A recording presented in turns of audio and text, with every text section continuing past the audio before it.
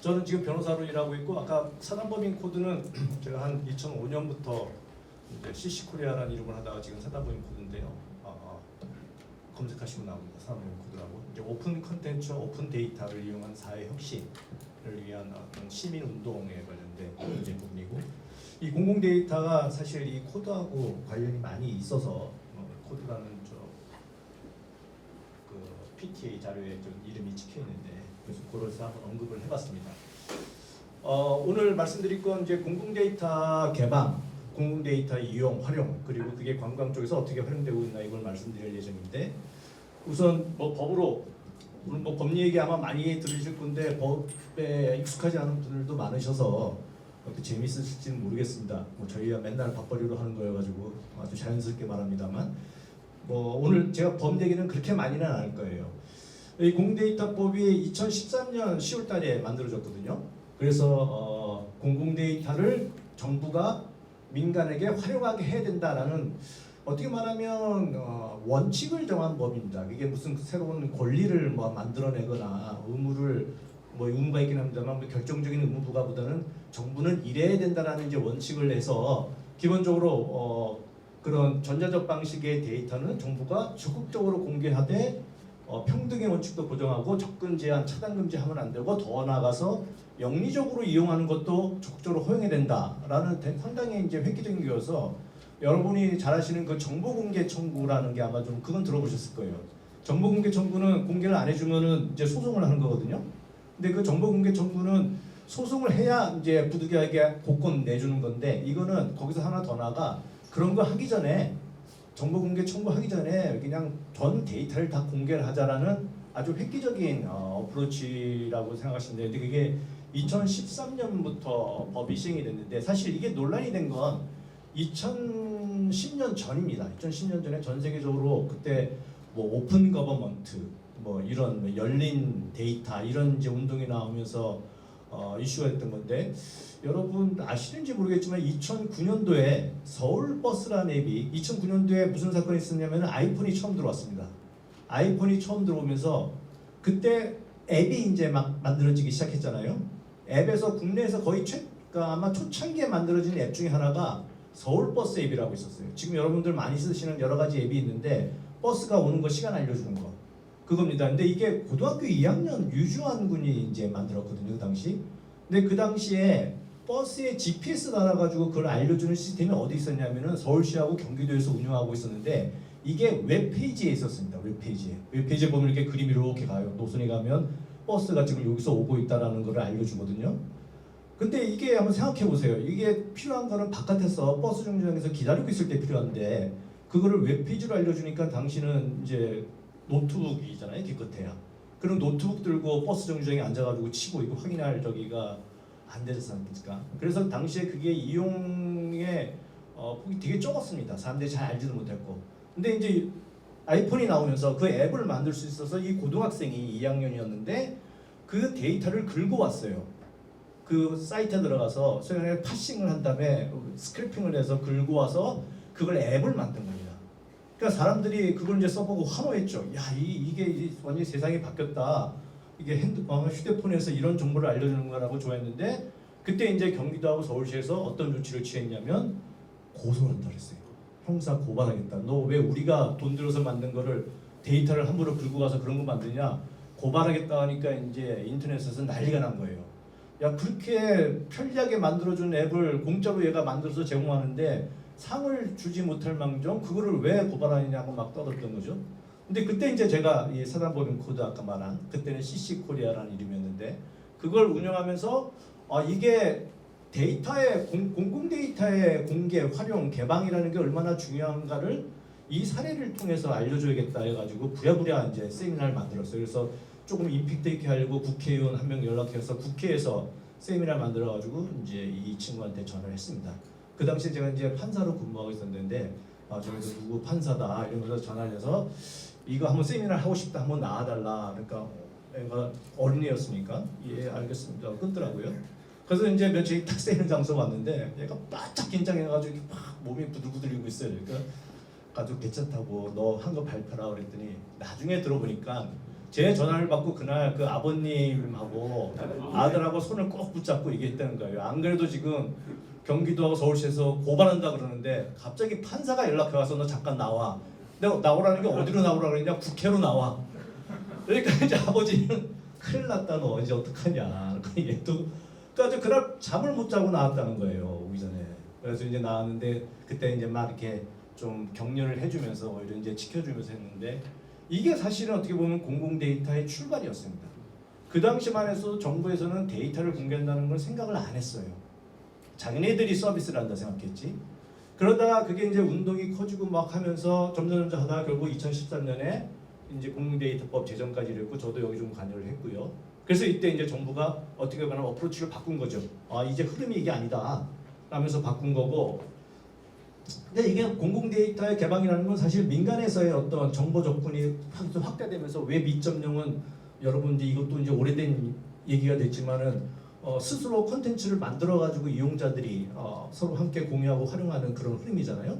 그러다가 이제 빅데이터로 갔고 그게 정부 영역에서도 저 정보공개법이 예전에 전통적인 정보법이 나오고 그 다음에 이제 전자정부라는 개념이 나오면서 특히 시민들이 참여해서 직접 행정에 참여하고 기여한다는 거버먼트 입장이 나오고 결국 그거를 하기 위해서 정보 공개, 즉 공공데이터 개방되는 이 흐름이 이제 같이 간 거라고 생각하시면 됩니다. 그래서 저 법이 나오면서 생뚱맞게 공공데이터가 개방된 게 아니라 어떻게 보면 되게 큰 흐름의 하나로서 정부 쪽에서도 전향적으로 입장을 바꾸면서 공공데이터가 개방되기 시작한 거죠. 이런 여러 가지 이제 의미가 있다는 거고요.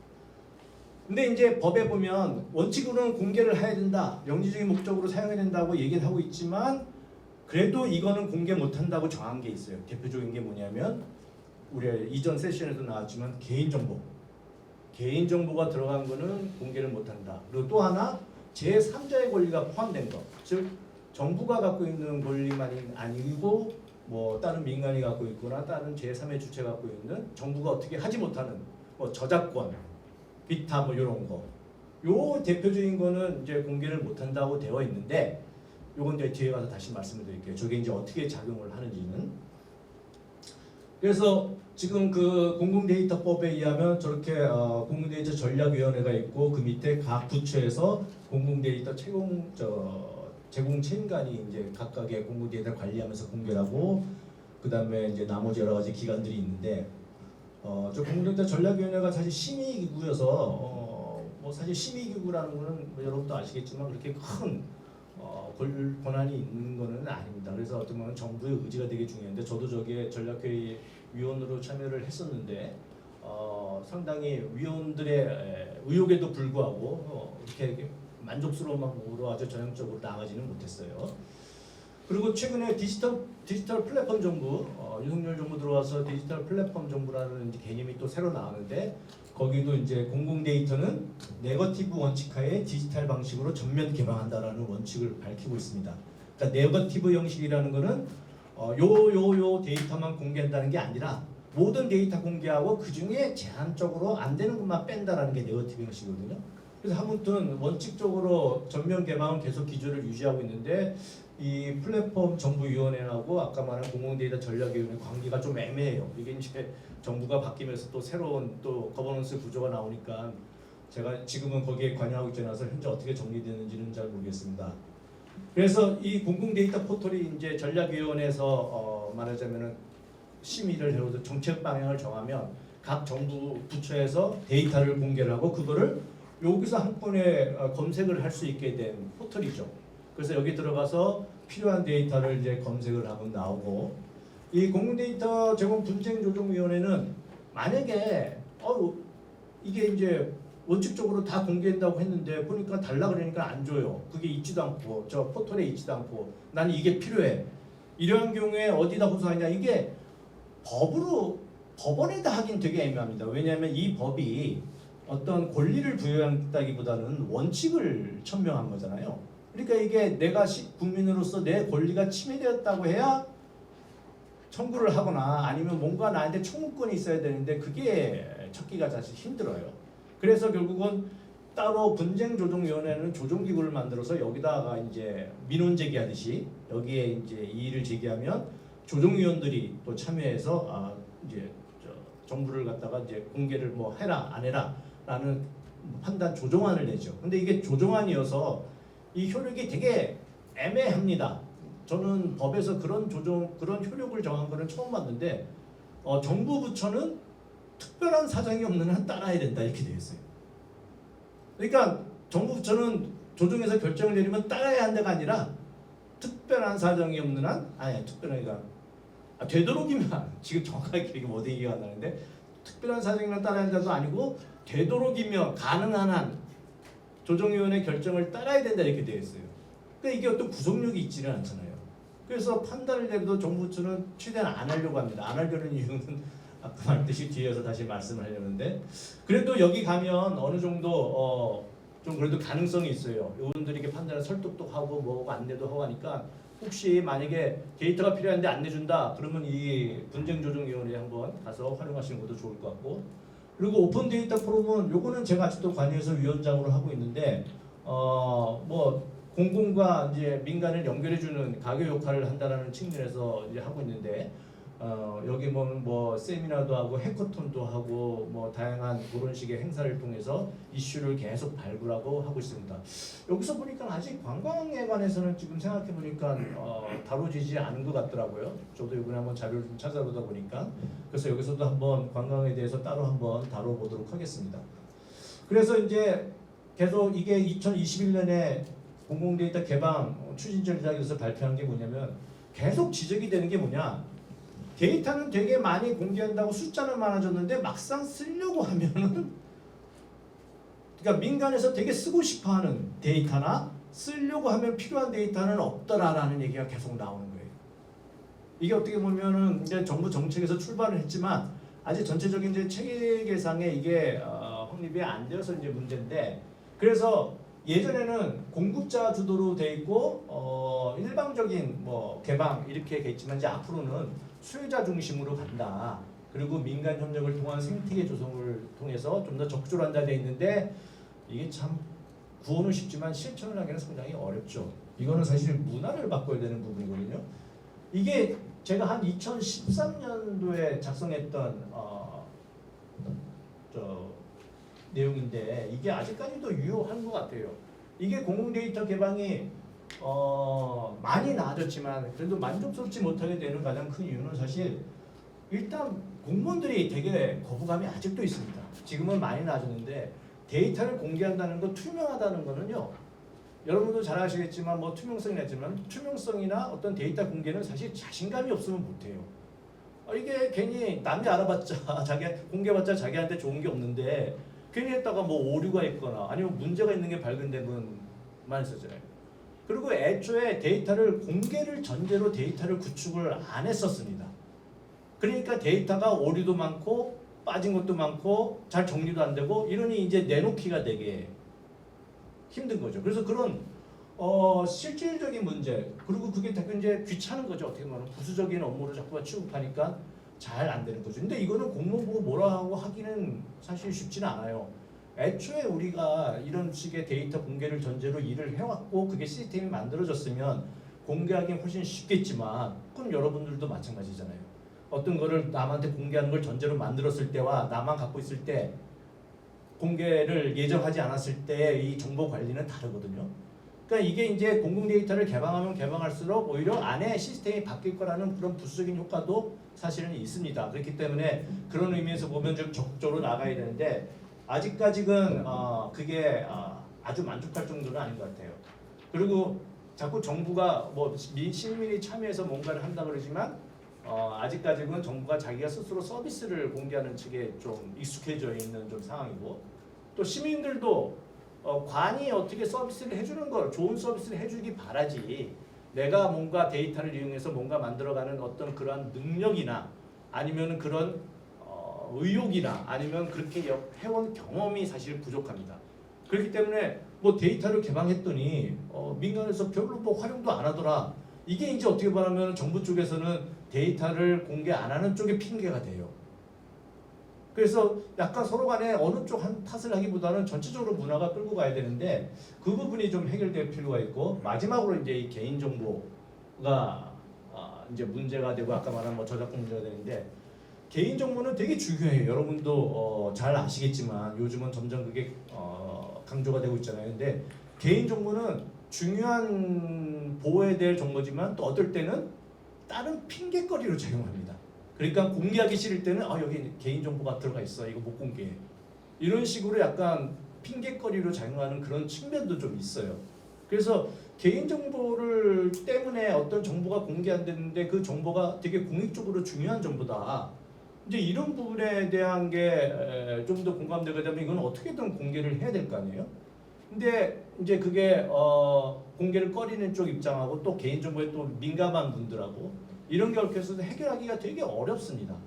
그래서 뭐 최근에 나온 법들은 우리가 뭐 동의를 원칙으로 하긴 하지만 그걸 모든 데이터들의 개인정보를 수집할 때 그거를 다 나중에 정부에서 일반적으로 공개할 것까지 생각해서 동의를 받기 힘들거든요. 그래서 결국은 비식별 조치라는 가명정보 처리라는 게 이제 이번 개인정보법이 최근에 개정이 되면서 거기 들어가 있어요. 소위 말하면 식별적인 요소를 다 빼는 거죠.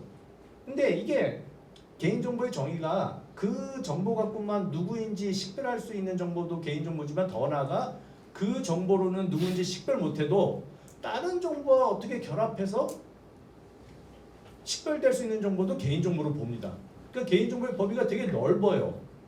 그래서 웬만한 것들은 다 이렇게 우리 여러분 저 인터넷에 익숙한 분들은 다 추적 잘하잖아요. 그냥 뭐 하나 힌트하고 인터넷 추적해가지고 막 해가지고 저 수조에 비친 얼굴까지도 찾아내가지고 누가 살린다 이런 것도 막 하고 그런 식으로 이게 인터넷에서 이걸 추적을 해나가면 그걸 어느 범위에서 끊어야 되는데 이거 결국은 식별되는 거 아니냐 이거 개인정보다 이렇게 되죠.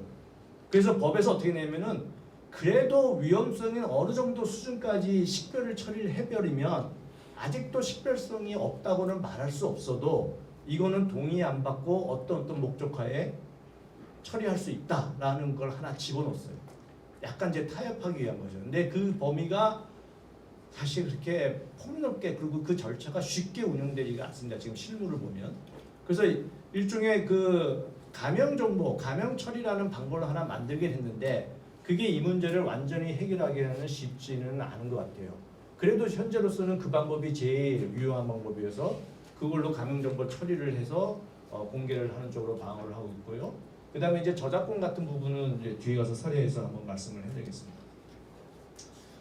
그래서 이건 이제 관광 데이터로 따지면 관광 데이터 크게 빅데이터가 한 세 가지인데 하나는 유저들이 만들어내는 데이터 그걸 보면은 뭐 SNS에 올리는 사진 찍어서 올리는 거 뭐 글로 하는 데이터 이런 데이터들이 있겠죠. 그리고 두 번째는 디바이스 데이터라 해가지고 뭐 제일 대표적인 게 휴대폰입니다. 거기 보면 GPS의 위치에 관한 것도 있고 그런 부분도 있고 그 다음에 트랜잭션 데이터를 가지고 뭐 검색한 거, 그 다음에 뭐 거래해가지고 한 것들 이런 것들이 있잖아요.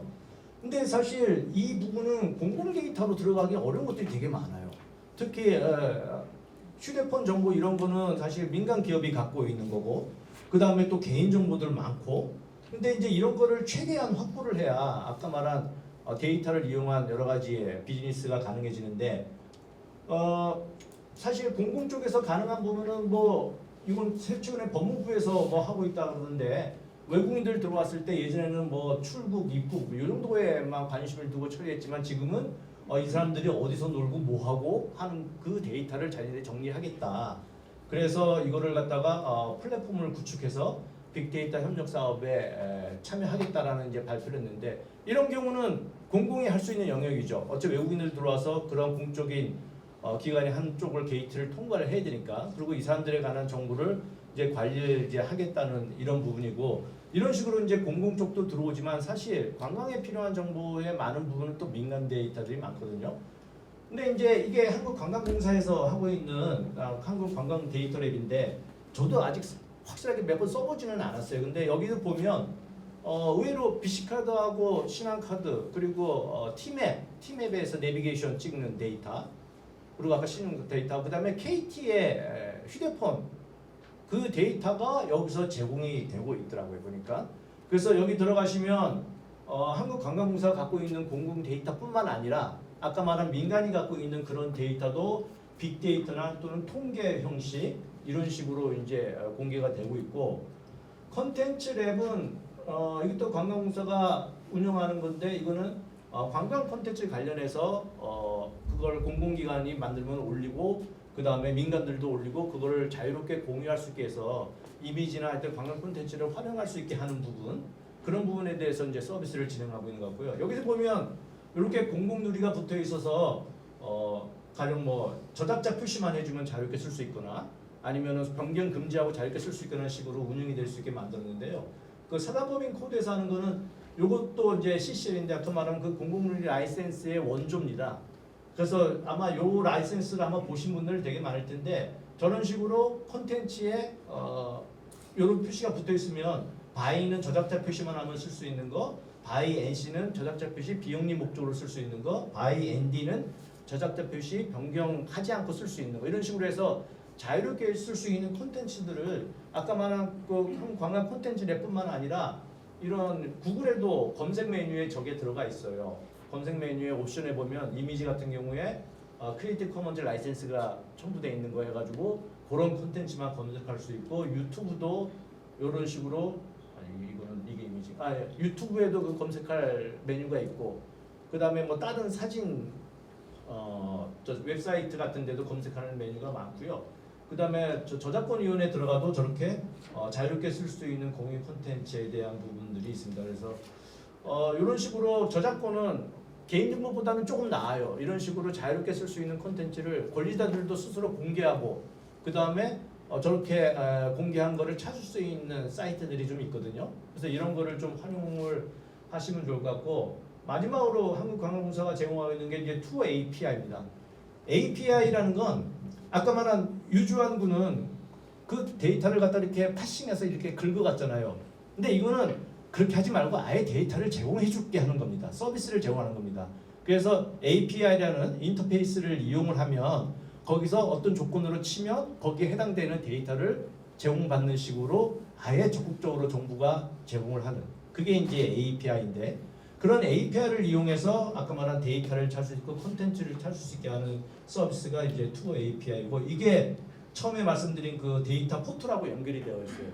그래서 활용을 할 수 있어서 결론적으로 관광 쪽에는 관광공사가 되게 열심히 하고 있는 것 같아요. 뭐 저도 자세한 실정은 모르지만 그래서 한번 이 관광공사에 쓰는 이 데이터 랩하고 콘텐츠 랩하고 이런 API를 이용한 한번 그거를 시도를 한번 해보시면서 혹시 필요한 내용이나 아니면 이게 문제가 있다 이게 해보니까 이런 게 안 된다라는 게 있으시면 뭐 정부 쪽에 알려주시고 개인적으로 저한테 뭐 알려주시면 제가 좀 그쪽하고 또 얘기를 한번 해볼 테니까요.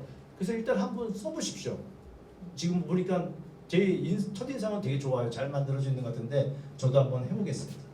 예, 빠르게 발표를 하느라고 듣느라고 고생하셨습니다. 감사합니다. 안녕하세요. 경희대 최규환입니다. 뭐 이런 자리 초청해 주셔서 오늘 그 행사 개최해 주신 여러분들께 감사드립니다. 제가 잘 모르지만 오늘 윤정수 변호사님 얘기 너무 잘 들었습니다. 그리고 대부분의 말씀에 다 동의하고 있습니다. 근데 저희 분야 관광 분야의 이제 공공 데이터 이슈에 대해서 말을 하기 위해서 좀 고민을 해봤는데 우리가 이 정보라는 것이 이 정보 경제학적 측면에서 보면 이 경제 주체들의 최적화 행동을 유도하고 그것이 시장의 균형과 자원의 효율적 배분을 만들고 사회 후생을 만들어 간다. 어떻게 보면 선진국이라는 것은 이 정보가 정보의 사용자들한테 잘 양질의 정보가 또는 프로세스가 아주 선진화돼서 그것이 그들이 이용할 수 있게끔 하는 것이 사실은 대단히 중요합니다. 정부에서 많은 발표 자료는 우리나라도 상당히 정보를 많이 제공하고 있다, 데이터를 많이 제공하고 있다고 생각하지만 조금 오래된 자료이긴 한데 2016년 하버드 비즈니스 리뷰에 보면 OECD 대상 국가로 한 디지털 트랜스포메이션 또는 디지털 비즈니스 관련해서 우리나라는 어느 정도 수준일까 하는 척도 7가지 척도를 마련해서 척도해 봤는데 우리나라가 한 중간 단계밖에 안 됩니다. 근데 그 중간 단계로 처지는 가장 이유는 사실 데이터 액세서빌리티 두 번째는 이제 쉐어링 이코노미 그 파트에서 아주 낮은 점수를 받았습니다. 저희가 아직도 정보가 좀 비대칭적으로 우리 사용자들한테 제공되고 있지 않은가 하는 생각 말씀을 드리면서 출발드리겠습니다. 저는 이제 정부 공공 데이터 관련해서 뭐 많은 포럼이나 이런 데 가서 얘기를 하면 과연 정부가 만드는 공공 데이터가 우리 윤정수 변호사님 말대로 수요자 중심의 데이터인지, 즉 기업이 무슨 데이터를 필요로 하고 무슨 정보를 필요로 하는지, 그리고 소비자는 어떤 정보를 필요로 하는지에 대해서 아주 시리어스하게 그 니즈를 한번 파악해 봤나 이런 생각을 하게 됩니다. 그러니까 정보라는 것이 결국 수요자의 의사결정을 지원해 주는 거예요. 결국 그 수요자들은 기업일 것이고 소비자일 것이고 일부 정책 연구자나 정책 기획가들일 텐데 지나치게 그 수요자를 좀 외면하고 있는 게 아닌가 하는 생각이 듭니다. 최근에 이제 오래 했던 플랫폼 기업 두 군데가 야놀자라는데 배달의 민족이란 두 회사를 컨설팅하게 됐는데요. 깜짝 놀라는 것은 그 두 회사는 상당히 많은 정보를 갖고 있고 상당히 많은 데이터를 갖고 있죠. 근데 상당히 많은 정보를 독점하고 있는 거죠. 그걸 시장에 릴리스하지 않는다라는 것, 그것이 좀 공공에서 일부러 우리가 릴리스해서 그거를 좀 쉐어하는 그 방향성이 하나 있었으면 좋겠다는 게 제 중요한 고민입니다. 우리가 의사결정을 할 때 보통은 이제 많은 기업들이 데이터를 열심히 모읍니다. 빅데이터, 정형 데이터, 비정형 데이터 많이 모으지만 실제로 이걸 어떻게 활용하는 단계에 가서는 사실은 어떤 알고리즘이나 어떤 분석이나 이런 것들을 생각하지 않고 모았기 때문에, 또는 어떤 의사결정을 해야 되는지 생각하지 않고 모았기 때문에 그 정보의 어뷰즈가 되게 많아요. 근데 거꾸로 어떤 기업에서 구체적으로는 삼성전자입니다. 삼성전자는 의사결정을 무엇을 하는지를 다 나열하고 어떤 정보가 필요한지를 다 나열한 다음에 그 의사결정을 지원해주는 알고리즘과 모델을 찾고 그 알고리즘과 모델을 워킹하는 데이터를 찾으면 데이터의 한 70% 필요가 없다는 거죠. 정부도 역시도 우리 정부의 정부라는 것이 이제 공공적인 성격이 있기 때문에 이 정보의 수요자인 소비자, 기업 이런 사람들의 의사결정을 뭘 하고 있고 정보가 뭔지 이걸 파악하는 것이 대단히 중요하다고 생각합니다. 저희 산업은 서비스 산업이고 서비스 산업 대부분은 되게 파편화된 기업들이 어떻게 보면 경영을 영위하고 있습니다. 우리는 뭐 전자산업이나 자동차 산업이나 이렇게 과정화된 산업이 아니기 때문에 이 서비스업에서 그런 파편화된 조그만 기업들이 어떤 정보를 잘 활용할 수 있도록 하는 것은 이 서비스업 발전이 되게 중요하죠. 근데 과연 우리가 그런 역할을 해왔는가 하는 생각이 듭니다. 이래저래 다 살펴보면 관광 쪽이 그나마 정보를 잘 그래도 구축하고 저는 있다고 생각합니다. 상대적으로. 거기에 더불어서 좀 덧붙여서 이걸 더 잘하려면 이 전자산업이나 자동차 산업처럼 이렇게 구축된 그리고 과점화된 시장보다 우리 서비스업에서는 많은 자영업자들이 이런 정보들을 원하고 있습니다. 근데 그 정보들을 어디가 갖고 있죠? 예를 들면 도소매업의 정보는 어디가 제일 잘할까요? 제가 쿠팡 데이터를 잠깐 봤는데 쿠팡 데이터 대단합니다. 어떤 재화나 서비스가 지금 어떻게 수급이 되고 있는지 정확히 알고 있죠. 사실 우리 호텔 관광 쪽에 정보를 어디가 제일 많이 갖고 있는 것 같습니까? 대한항공인 것 같습니까? 뭐 호텔신라인 것 같습니까? 야놀자가 제일 많이 갖고 있습니다. 야놀자가 인터파크까지 인수하면서 실제로 공연이라든지 항공이라든지 심지어 골프장 예약 시스템 하는 회사까지 인수하면서 이 관광 분야에 어떻게 보면 밸류 체인에 있는 또는 버티컬 인티그레이션을 통해서 결국은 정보를 다 갖고 있거든요. 근데 그 정보를 어떻게 공공의 정보를 갖고 오게 할 것인가, 이런 부분들도 한번 저는 좀 고민해야 되지 않을까 하는 생각입니다. 그리고 우리 구철모 교수님이 이제 관광의 저니 맵을 보여줬는데요. 그 저니 맵이 이제 우리가 영광을 얻는 순간부터 우리가 포스트 트립 이후에까지 우리는 다 플랫폼 기업에 그죠? 어떤 증거들을 남기는 거죠. 발자취를. 그 정보를 어떻게 우리가 공공화할 것이냐도 한번 좀 고민해봐야 될 단계가 아닌가 이런 생각이 듭니다. 우리 박사원 교수님이 아까 좋은 얘기 해주셨는데요. 정부가 플랫폼을 하면 성공하지 못한다. 그러니까 플랫폼이라는 것 자체, 이 플랫폼 이코노미는 한 2045년이 되면 S&P의 절반이 플랫폼 기업으로 바뀐다라는 전망도 있는데요. 이 플랫폼 기업들, 플랫폼 경제, 플랫폼 생태계 이런 것들이 우리가 거역할 수 없는 어떤 하나의 현상이라면은 이 플랫폼 기업들은 계속해서 기본적으로 데이터를 독점화하고 가져갈 것이거든요. 그거를 공공화하는 노력들을 꼭 했으면 좋겠고, 플랫폼 기업들은 처음에 뭐 가장 기본적인 모델이 그냥 다수의 공급자, 다수의 수요자를 연결시켜주는 중개 플랫폼의 형태가 가장 강하지만 결국은 그 안에서 다른 비즈니스를 붙여가면서 자신들의 생태계를 만들어가는 거죠. 그 생태계를 만들어가는 과정에서 엄청난 데이터들이 양산이 되고 그것이 양쪽에 공급자와 소비자 모두에게 필요한 정보가 된다는 겁니다. 그래서 이런 것들 제가 야노자랑 뭐 계속 프로젝트를 해오고 있지만 야노자에서 구글에서 6명을 영입했습니다. 그리고 지금 3년 동안 하는 일이 데이터 레이크를 만드는 작업만 3년을 하는 이유는 뭐 이렇게 오래 걸리냐요? 그렇게 물어봤더니 실제로 야노자의 정보를 의사결정을 지원해주는 그 시스템을 만들기 위해서는 그 정도의 노력이 필요하다고 그러더라고요. 그러니까 그런 노력들을 좀 공공과 쉐어했으면 좋겠다 이런 생각이 듭니다. 마지막으로 정리하면 저희가 뭐 데이터 웹도 있고 정보 공공 데이터 포털도 있고 다양한 게 한 여러 정보를 제공하고 있지만 진짜 정보의 수요자는 결국 소비자 기업일 거고 플랫폼 정보가 중요하고 이걸 공공으로 이끌어내면서 시의적절한 정보를 만들어내야 된다고 생각합니다. 또 하나 이 정보를 릴리스할 때 여러분 야노자는 숙박하고 있는 그 영세 모텔 사업자들이 컴피팅 환경에 야노자를 노출시켜 놨습니다. 그래서 거기에서 코드 하나만 만들어서 그냥 뿌리면 정보를 바로 볼 수 있는 거죠. 그러나 어떤 숙박업자도 데이터 랩이나 정부 데이터 포털에 들어가지 않는다라는 거죠.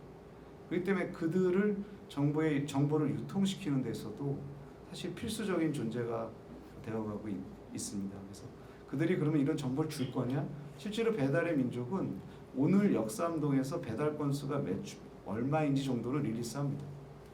그러니까 뭐 야노자도 마찬가지고 다른 에어비앤비도 마찬가지겠죠. 그래서 그런 노력들을 좀 해나가는 것도 하나의 제안이 될 수 있지 않을까 생각합니다. 오늘 윤정수 변호사님 강의 감명 있게 들었습니다. 감사합니다.